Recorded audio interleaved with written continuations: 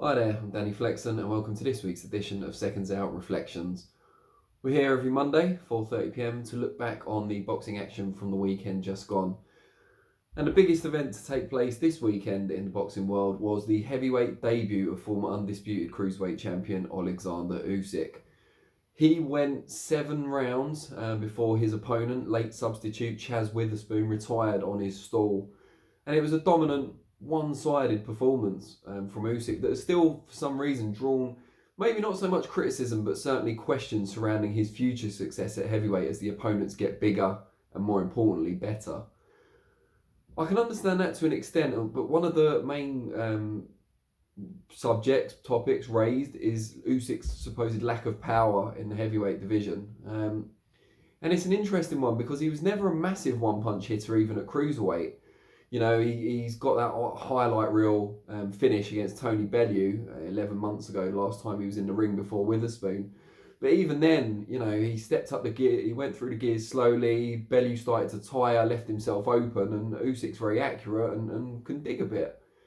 But he was never a massive one-punch hitter. Since he reached world class as a cruiserweight, I think 4 of his 8 fights, Usyk, have gone the distance. The other 4 have all ended in the second half of the fight, or, well, unless they were 10 rounders, I'd have to check, but certainly after the end of round 6.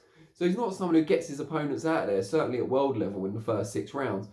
So he was still able to collect all the belts and win the Ali Trophy, the World Boxing Super Series at cruiserweight. So I'm not convinced that it's going to be a massive handicap at heavyweight, this kind of comparative or relative lack of power. He's still got a skill set that you won't see much of in the heavyweight division. He's very mobile, his work rate's excellent, and he's very, very accurate, very precise with his punches. So I think that's something that's going to trouble a lot of people. You know, the closest thing to it, and someone who he's fought in the past, is of course Michael Hunter, who's unbeaten since losing to Usyk in a cruiserweight title challenge and stepping up to heavyweight. Hunter is another one who's used his comparative kind of lack of size to his advantage, outboxing and outmaneuvering bigger opponents on a regular basis. Now Usyk's an even better version of that, with no disrespect at all to Hunter. You know, he's faster and he's slicker, and he certainly puts on produces a higher work rate. And we saw elements of all of that against Witherspoon. He started slowly. Usyk took a look, didn't drop any rounds in the process, of course, but still, you know, didn't start out at a ferocious pace as he, you know, is typical of him. He doesn't.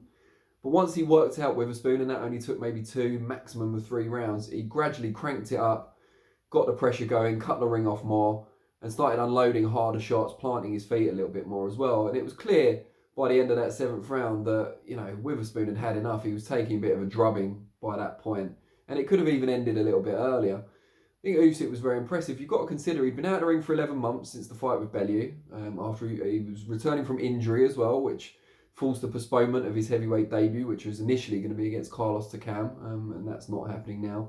He also had to contend with an incredibly late notice opponent, Witherspoon, who's not a great fighter. You know, he's been found out at a certain level. But if you've been preparing for Tyrone Spong, a former MMA fighter, as Usyk was, and that's changed at around a week's notice, it's going to be difficult to adapt, even if the guy you're fighting is inferior to the one you were supposed to fight in the first place. So I think you take that into account, you take the inactivities into account, his general patience that he shows in fights. I didn't see anything much wrong with Usyk's performance. I thought he dominated someone he was expected to dominate. He didn't knock him out early, but anyone who knows Usyk and how he fights wouldn't have expected him to dispatch Witherspoon early anyway. Chicago fans were right behind him. They seemed entertained, both, you know, in the entrance and in the fight itself. Some of the moves he was pulling off, the speed and the accuracy. And we wait as he steps up in levels, and maybe better opponents will bring more out of him. But I think it's premature to write him off as a heavyweight force based on that performance. I was relatively impressed. Other big show at the weekend was in Leeds, where Josh Warrington made the latest defence of his IBF featherweight title against an overmatched, as it turned out, Frenchman in Sofiane Takouch, who Warrington was able to blast out of there in 2 rounds. Carl Frampton insisted after he fought Warrington that anyone who said Josh can't punch doesn't know what they're talking about. And even though Warrington's got, I think it's now only 7 inside schedule victories on his ledger, he showed that he has got that kind of power when he needs it, and the explosivity, especially against someone outgunned like Takouch. We hope now that Warrington, he doesn't think he has like loads and loads of fights left in his career, so we hope he can nail down one of those long sought after unification fights. because we don't want to see him in fights like this again where he learns very little and his profile isn't really progressed either. On the undercard in Leeds, we saw two relatively local fighters, or two Manchester fighters, in fact, win Commonwealth title. One defend the Commonwealth title, one win a Commonwealth title, stablemates. Zelfa Barrett, his was the performance of the night outside of Warrington. He fought Jordan McCory, who's tough, bit of a puncher, aggressive, and just gradually dismantled him. Finally, stopped him late on. Really, really impressive performance from Barrett, who after that one defeat to Ronnie Clark has really rebuilt his career and still young enough to make a big impact. His stablemate, Lyndon Arthur, won the vacant title at light heavyweight against Emmanuel Aneem, who gave a much more, competitive performance than we were expecting.